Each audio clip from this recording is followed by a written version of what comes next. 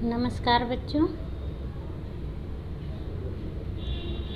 जैसा कि हम जानते हैं कि हमारा टेक्स्ट बुक, व्याकरण की टेक्स्ट बुक और वर्कशीट PA2 का पार्ट जो है सिलेबस वो ख़त्म हो गया है। इसलिए हम लोग अब रिवीजन स्टार्ट करेंगे और आप लोगों का सबमिशन भी आ रहा है, इसलिए अब रिवीजन स्टार्ट करेंगे हम। तो रिवीजन में अनुच्छेद लेखन। अनुच्छेद लेखन का मतलब है किसी भी टॉपिक पर 7 लाइन 8 लाइन इतना लिखना होता है। तो अभी आप लोग थोड़े छोटे हो, इसलिए आप लोगों को संकेत बिंदु दिया जाता है। अगर यही आप लोग बड़े हो जाओगे तो संकेत बिंदु भी नहीं दिया जाएगा। तो पहला अनुच्छेद लेखन है पेड़। क्या है? पेड़, वृक्ष। ठीक है। संकेत बिंदु में है जीवन में महत्वपूर्ण फल और सब्जियां, औषधियां, औषधि मतलब दवाइयां, ऑक्सीजन, लकड़ियां। तो इतना तो हमें पता ही है कि पेड़ पौधे जो हैं वो हमारे जीवन में बहुत ही महत्वपूर्ण है। पेड़ पौधों के बिना हमारा जीवन जीना सार्थक नहीं है।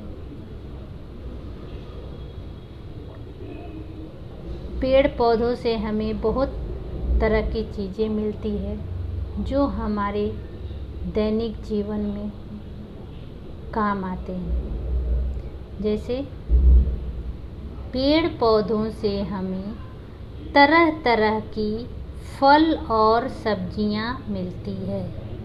अगर पेड़ पौधे नहीं रहेंगे तो हम जो फल और सब्जियां खाते हैं, अपनी मनपसंद चीज़ें खाते हैं, वो हमें नहीं मिल पाएगा। ठीक है।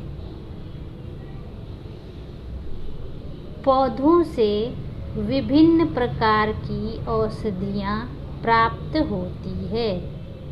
पेड़ पौधों से बहुत से ऐसे पेड़ पौधे हैं जिनसे विभिन्न प्रकार की दवाइयाँ बनाई जाती है और ये दवाइयाँ हमारे लिए कारगर सिद्ध होता है।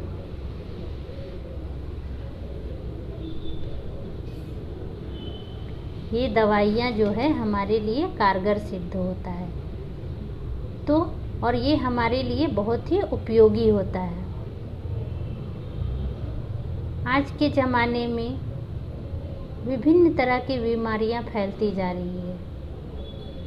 इसके लिए पेड़ पौधों का बहुत बड़ा महत्वपूर्ण योगदान है इससे हमें बचाने के लिए। बहुत से ऐसे पेड़ हैं जिनकी छाल होती है, जो उसका स्किन होता है। किसी भी पेड़ पौधों का वृक्ष जो है उसका बीज होता है, किसी का फ्लावर होता है। पौधों के जो विभिन्न भाग हैं उसका प्रयोग करके हम विभिन्न रोगों का इलाज करते हैं।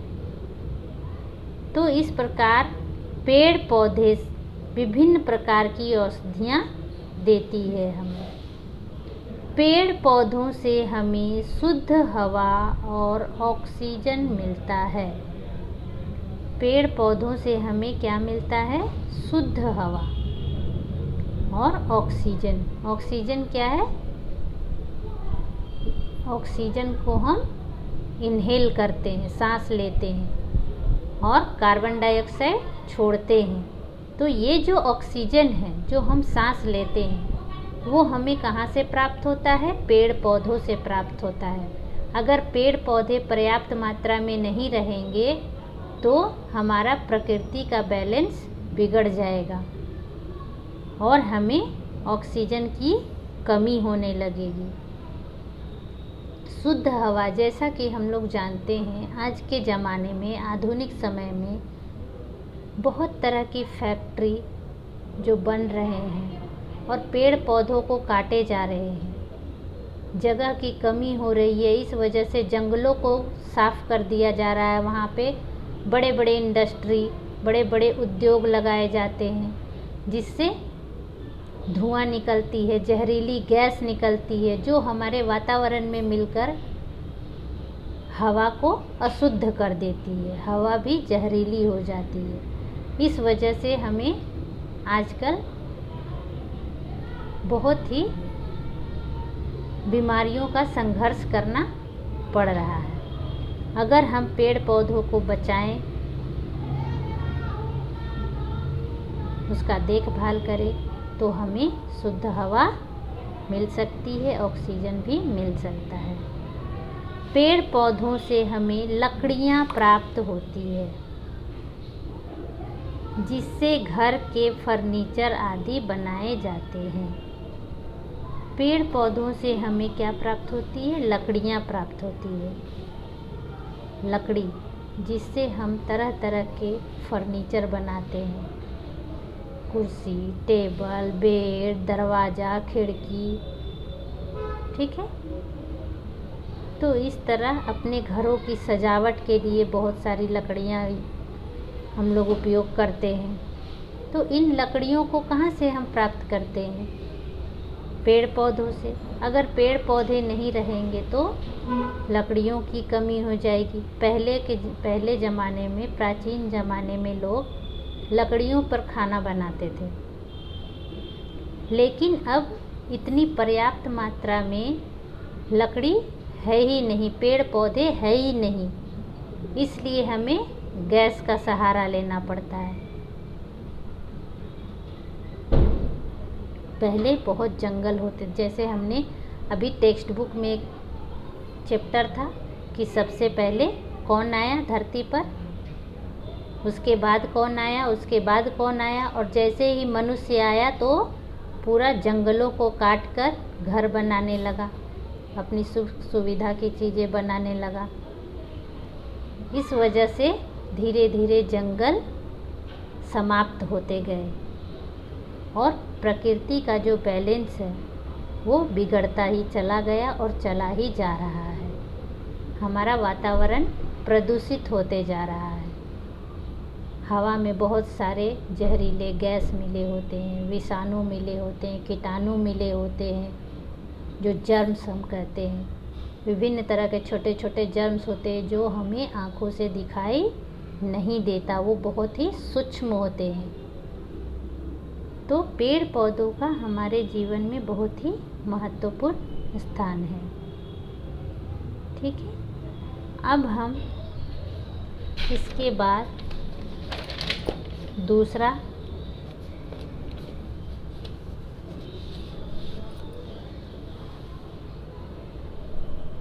मेला,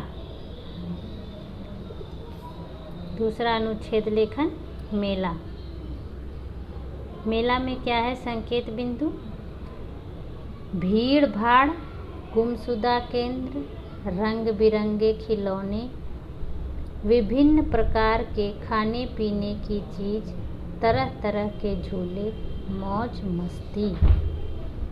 यहाँ क्या है? झूला के बारे में हमें लिखना है, ये मेला के बारे में। मेला में क्या होता है, हम लोग वहाँ जाते हैं, क्या करते हैं, क्या देखते हैं, तो इन सब चीज़ों के बारे में यहाँ लिखना है। तो इसका संकेत बिंदु है भीड़ भाड़, गुमशुदा केंद्र, रंग बिरंगे खिलौने, विभिन्न प्रकार के खाने पीने की चीज़ें, तरह तरह के झूले और मौज मस्ती। इसकी मदद से हम वाक्य बनाना शुरू करेंगे। मेला में काफ़ी भीड़ भाड़ होती है। हम जब भी मेला जाते हैं तो हम देखते हैं कि वहाँ बहुत सारे लोग होते हैं, काफ़ी भीड़ होती है, क्राउड होती है। कुछ लोग इधर जा रहे हैं, उधर जा रहे हैं, दुकानों पे भीड़ लगी हुई है।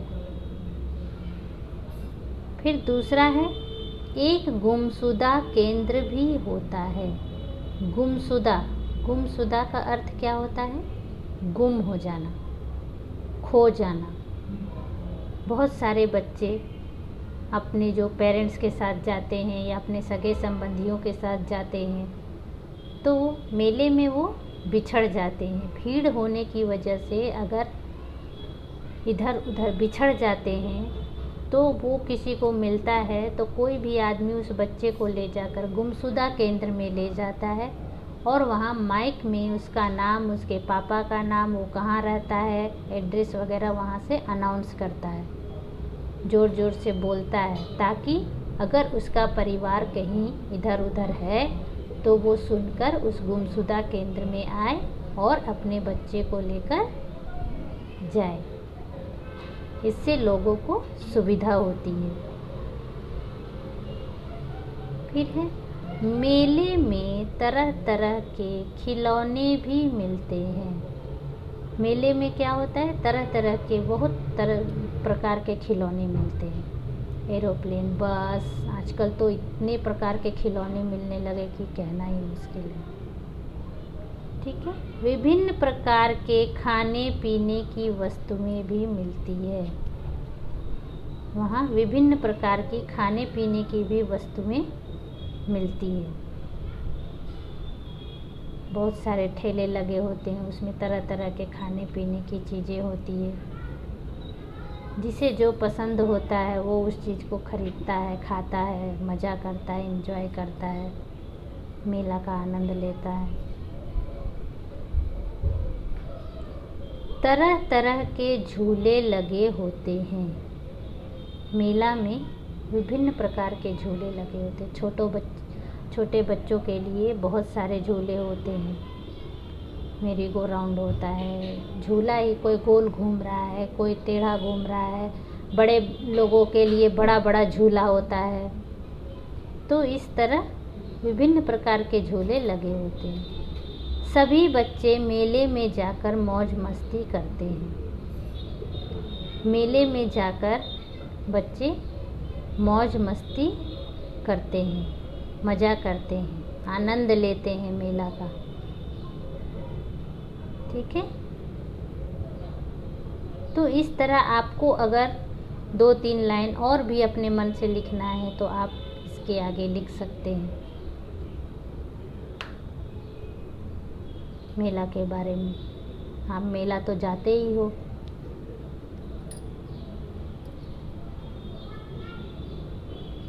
ठीक है। तो ये हुआ हमारा रिवीजन का। फिर अगले रिवीजन में हम जो 2 और अनुच्छेद लेखन है वो करवाएंगे। और ये सब आप लोगों को अच्छे से समझ के याद करना है।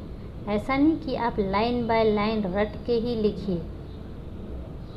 आप जो संकेत बिंदु आपको दिए जाते हैं उसकी मदद की सहायता से आपका वाक्य में अंतर भी हो सकता है। कोई ज़रूरी नहीं कि मैं जैसा लिखी हूँ वैसा ही लिखना है। तो इसके लिए आपको लिखने का प्रयास करना होगा। 1 बार 2 बार आपको पढ़ना होगा, लिखने का प्रयास करना होगा, तभी आप अच्छे से परीक्षा में लिख पाएंगे।